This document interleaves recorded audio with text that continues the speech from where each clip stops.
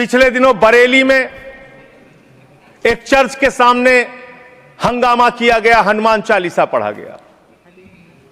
लखनऊ के अंदर एक चर्च के सामने वहां पर हंगामा किया गया, हनुमान चालीसा पढ़ा गया। क्या बजरंगबली जी ने आपसे कहा है कि चर्च में जाके हनुमान चालीसा पढ़ो?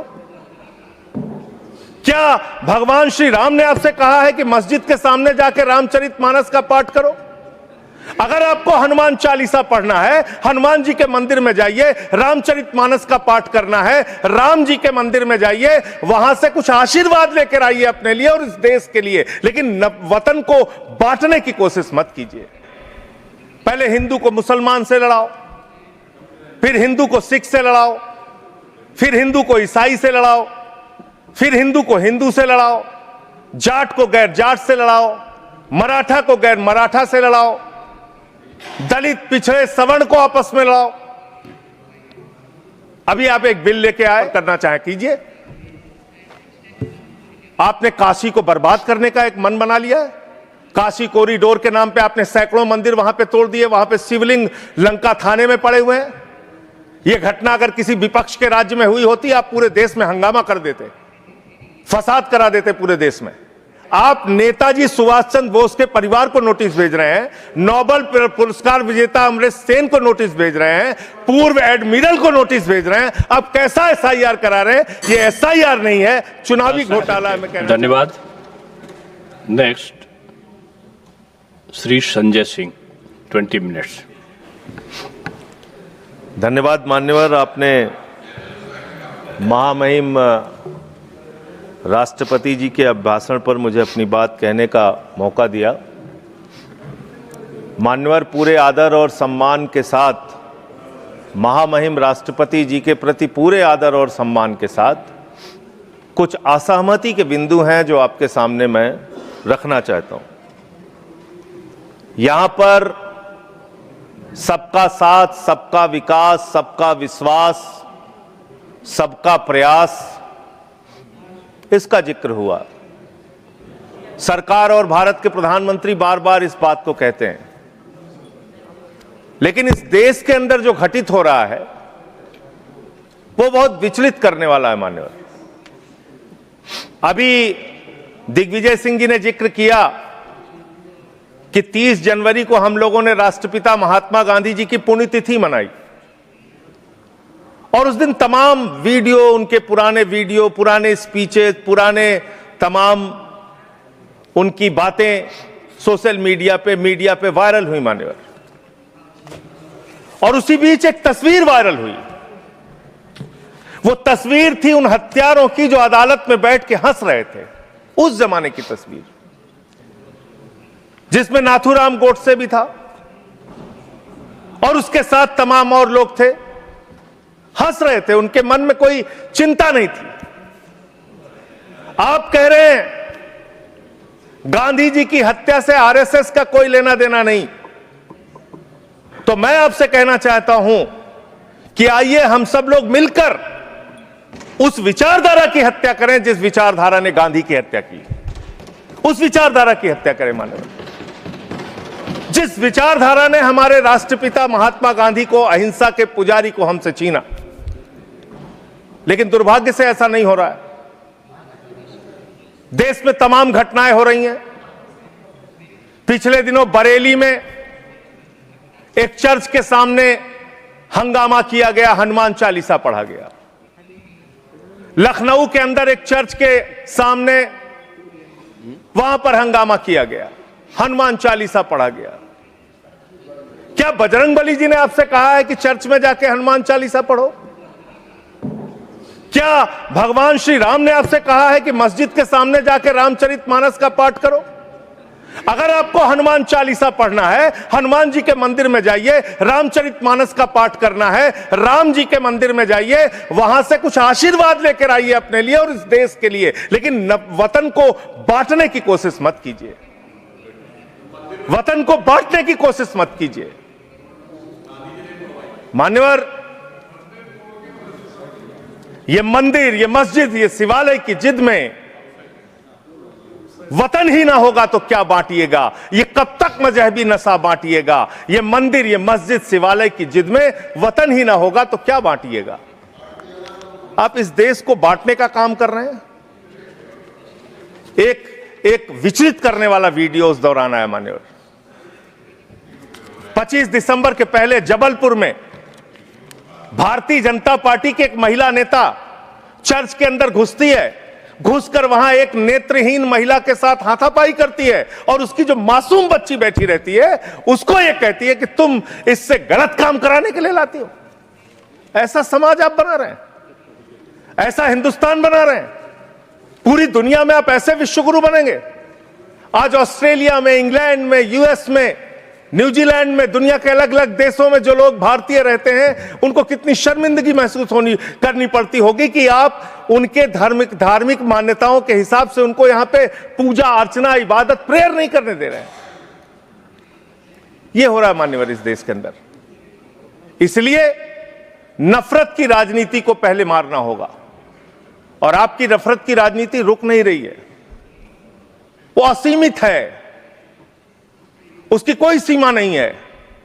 पहले हिंदू को मुसलमान से लड़ाओ, फिर हिंदू को सिख से लड़ाओ, फिर हिंदू को ईसाई से लड़ाओ, फिर हिंदू को हिंदू से लड़ाओ, जाट को गैर जाट से लड़ाओ, मराठा को गैर मराठा से लड़ाओ, दलित, पिछड़े, सवर्ण को आपस में लड़ाओ। अभी आप एक बिल लेके आए, उस बिल के बारे में सुप्रीम कोर्ट ने कह के रोक लगा दिया कि यह बिल तो अस्पष्ट है, इसमें कोई स्पष्टता नहीं है इस बिल में।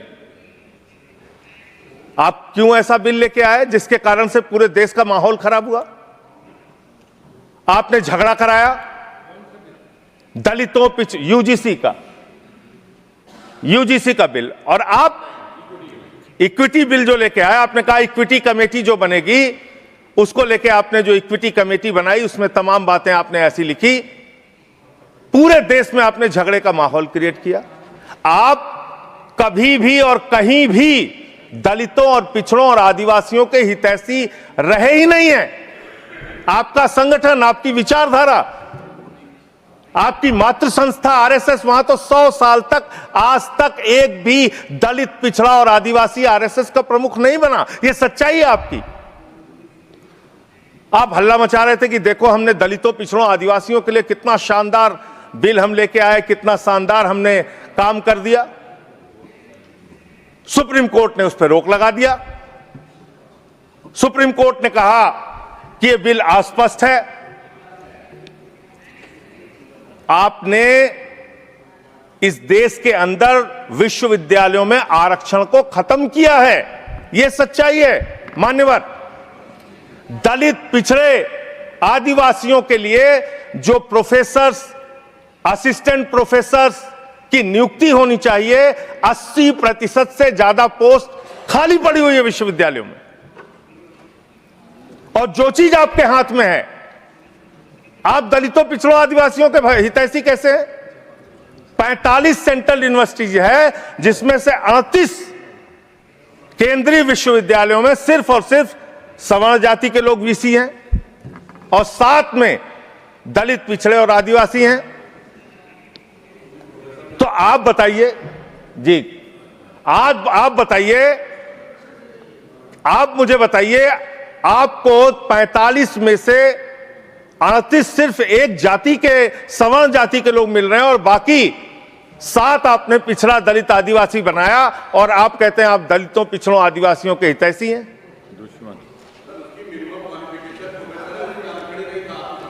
किसमें? मैं वीसी की बात कर रहा हूं, वीसी की बात कर रहा हूं, वीसी की बात कर रहा हूं। वीसी की नियुक्ति आप करते हैं, वीसी की नियुक्ति आप करते हैं। इसका मतलब दलित, पिछड़ा और आदिवासी बीसी बनने योग्य नहीं है, यह आपकी मानसिकता है। इसका मतलब आपकी मानसिकता है पिछड़ा, दलित और आदिवासी प्रोफेसर बनने योग्य नहीं है। 12 साल क्या किया आप नॉट फाउंड सुइटेबल की कैटेगरी में डाल देते हैं उन लोगों को।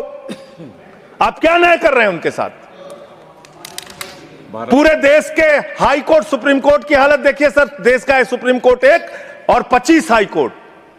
वहां पे कितने जज हाई कोर्ट के अंदर या सुप्रीम कोर्ट के अंदर दलित, पिछड़े, आदिवासी हैं? पता कर लीजिए, आपको पता चल जाएगा। तो अगर कहीं उनके साथ न्याय की बात आती है तो आप न्याय नहीं, नौटंकी करते हैं, जानबूझ के दिखाने की कोशिश करते हैं कि आप उनके हितैषी हैं, जबकि आप हैं नहीं, आपको है ना। और पूरे देश का वातावरण खराब किया आपने। मैं इस सदन के अंदर आपके माध्यम से सरकार को प्रस्ताव देना चाहता हूं, अगर आपकी नीयत साफ है तो हर विश्वविद्यालय में 2 तरह की कमेटी बनाइए। एक जो सिर्फ और सिर्फ कास्ट डिस्क्रिमिनेशन को देखे, यानी कि जाति के आधार पर भेदभाव को देखे, और दूसरी कमेटी आप वहां पर बनाइए जिसमें कि हर प्रकार के भेदभाव को आप कवर कीजिए। कोई झगड़ा ही नहीं होता। भाषा के आधार पर भेद, लिंग के आधार पर भेद, किसी भी प्रकार का भेद, उसको देखने के लिए एक कमेटी बनाते, और जाति के आधार पर हो रहे भेद को देखने के लिए एक कमेटी बनाते। कोई झगड़ा ही नहीं होना था। आपने जानबूझ के झगड़ा कराया।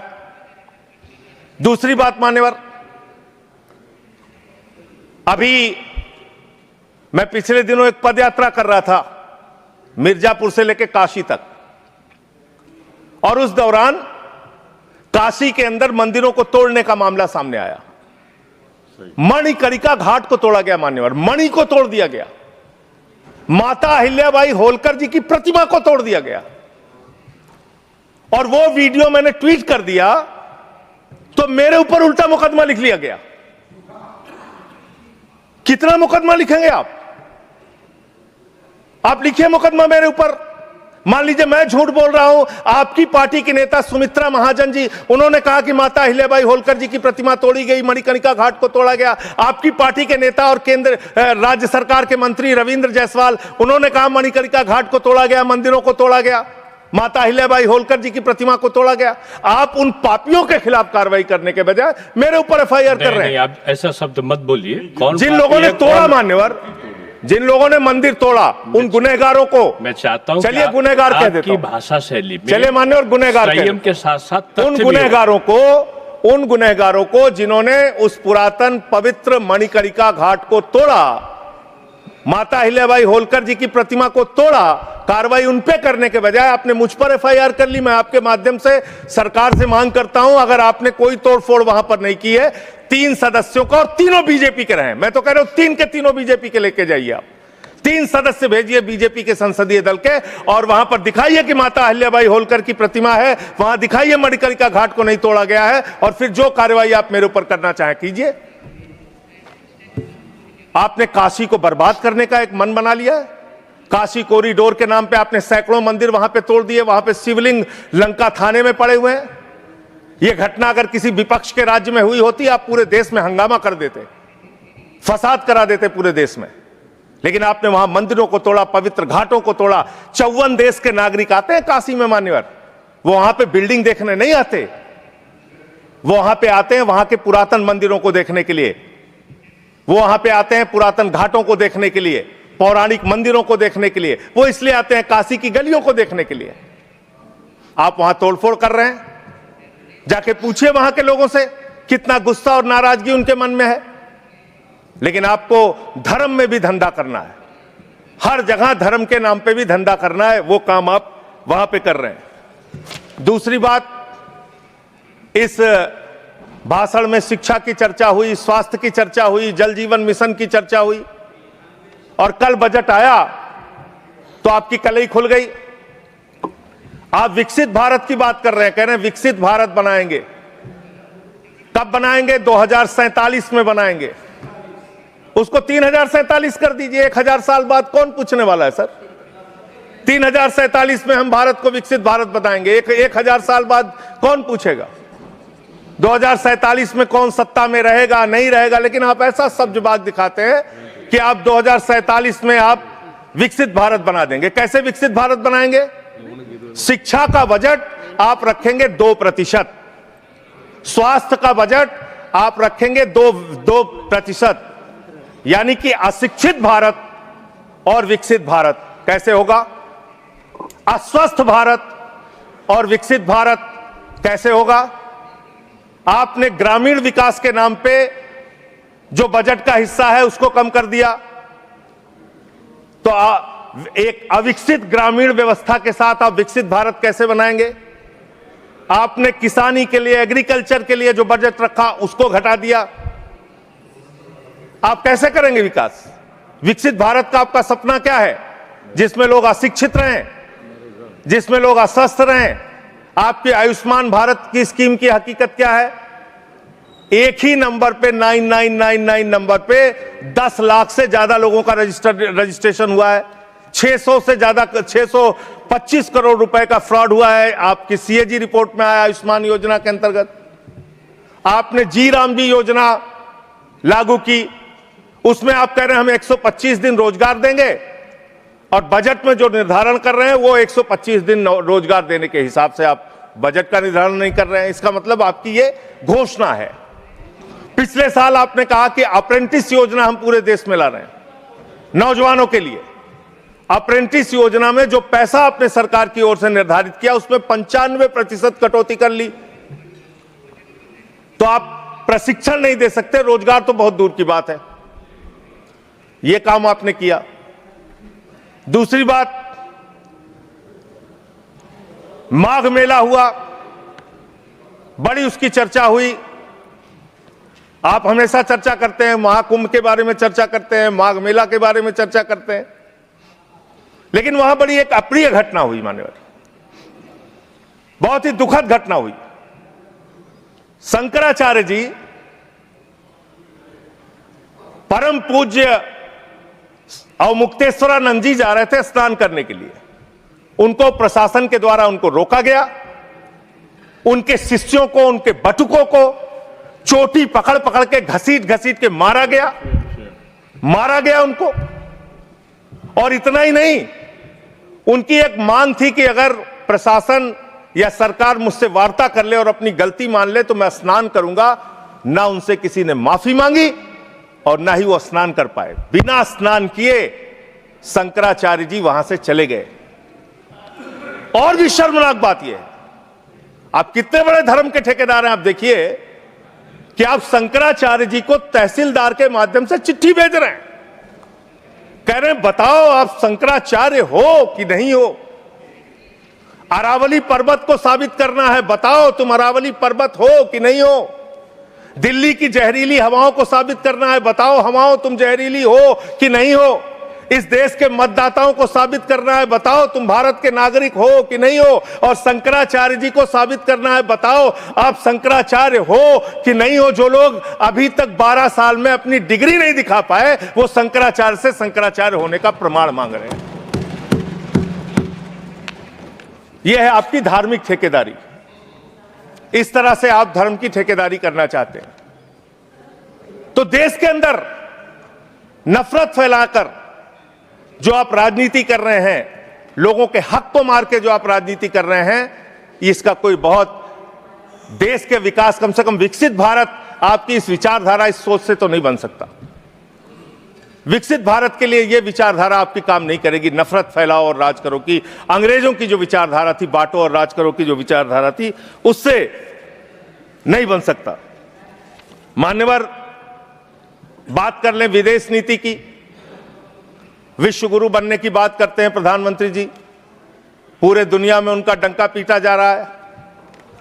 हमने देखा किस तरह से अमेरिका से भारतीयों को हाथ में हथकड़ी, पैरों में बेड़ी बांध के अमृतसर पहुंचाया गया। हमने देखा कि किस तरह से सीज फायर के लिए कम से कम 70 बार अमेरिका का राष्ट्रपति ट्रंप कह रहा है कि उसने ट्रेड डील की धमकी देकर सीज फायर कराया, ट्रेड खत्म करने की धमकी देके। हमने देखा कि किस तरह से चीन यह कह रहा है कि वो सक्सगाम में निर्माण कार्य करेगा और आपकी पार्टी के दफ्तर में उनके प्रतिनिधि मीटिंग कर रहे हैं। उसी दिन वो बयान दे रहा है, बीजेपी के दफ्तर में वो लोग मीटिंग कर रहे हैं, उसी दिन चीन का बयान आ रहा है कि हम सक्सगाम घाटी में निर्माण कार्य करेंगे, पुल बनाएंगे, सुरंग बनाएंगे। आपकी विदेश नीति क्या है? बांग्लादेश में हिंदुओं की हत्याएं हो रही हैं, उस पर आप खामोश रहते हैं, चुप रहते हैं, बोलते नहीं है। आप किसी भी मामले में सामने मुखर होकर सामने आके स्पष्टीकरण नहीं दे रहे हैं। अभी एक एप्स्टीन फाइल की चर्चा हो रही है पूरी दुनिया में, उसके बारे में भारत के प्रधानमंत्री को आरोपित किया गया उसके बारे में सरकार को स्पष्टीकरण देना बगैर चाहिए। तथ्य के कोई चीज को बोलना ठीक मैं कह रहा हूँ नहीं। स्पष्टीकरण देना चाहिए। आपके पास कोई तथ्य है तो आप प्रस्तुत सर करें। अगर कोई मैं ये कह रहा हूं माननीय मान्यवर, संसद है, इसमें अगर अरे, आपके पास कोई तथ्य स्पष्टीकरण नहीं तो है, देना चाहिए आप अगर कैसे कोई आरोप प्रस्तुत लग रहा है। हमारे देश का अपमान है मान्यवर। करें? इनके मान्यवर, बोलने के बाद मैं आपको समय देता हूं। आप कैसा आपके काम करना 5 चाहते हैं? मिनट खत्म हो रहा है, उसके बाद देता हूं।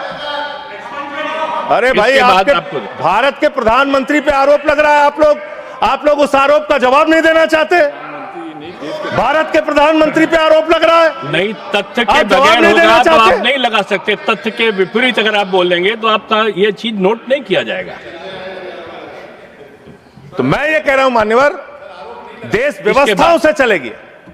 यहां बैठे हैं जावेद भाई, संभल के अंदर एक जज ने न्याय का फैसला दिया और उस जज का ट्रांसफर कर दिया जाता है। यह जुडिशरी की हालत आपने कर दी है, ये कर दिया आपने। देखिए, न्यायालय ट्रांसफर करता है जज का। अरे मान्यवर, और जज का न्यायालय भी ट्रांसफर हुआ है। अवमानना होगी। जज का ट्रांसफर हुआ है। जज का ट्रांसफर कोई पॉलिटिकल पार्टी नहीं तो करती। एडमिनिस्ट्रेटिव तो काम आप में हुआ, ऐसी उस चीज पे ना बोल रहा बोले जो कंटेम्प्ट हो कोर्ट का। और इस तरह से एफआईआर दर्ज करके लोगों के दबा के, लोगों के अधिकारों को छीन के, हमारी पार्टी के तो खैर पीछे ही पड़े हुए हैं आप लोग। चैतर बसेवा एक आदिवासी नेता हैं, उनको गिरफ्तार करके आपने 3 बार गुजरात के अंदर जेल में डाल दिया। महराज मलिक हमारे विधायक हैं, उनको डाल दिया जेल में। हम लोगों को तो जेल भेज ही चुके। आप रोज मुकदमा लिखते रहते हैं, एफआईआर लिखते रहते हैं। सोनम वांगचुक को अभी भी आपने जेल में रखा हुआ है। तो एक के बाद एक लोगों को, विपक्ष के नेताओं को जेल में डाल के आप कैसे काम करेंगे? आप पूरे देश में एसआईआर के नाम पे लोगों के वोट काट रहे हैं, एसआईआर के नाम पे लोगों के वोट काट रहे हैं। बस खत्म कर रहा हूं सर, सबको 2-2, 3-3 मिनट मिला है। मैं 1 मिनट में खत्म, 1 मिनट में आधा मिनट मान्यवर, मैं पार्टी का लीडर हूं, 1 मिनट में खत्म। आधा मिनट पार्टी का लीडर है।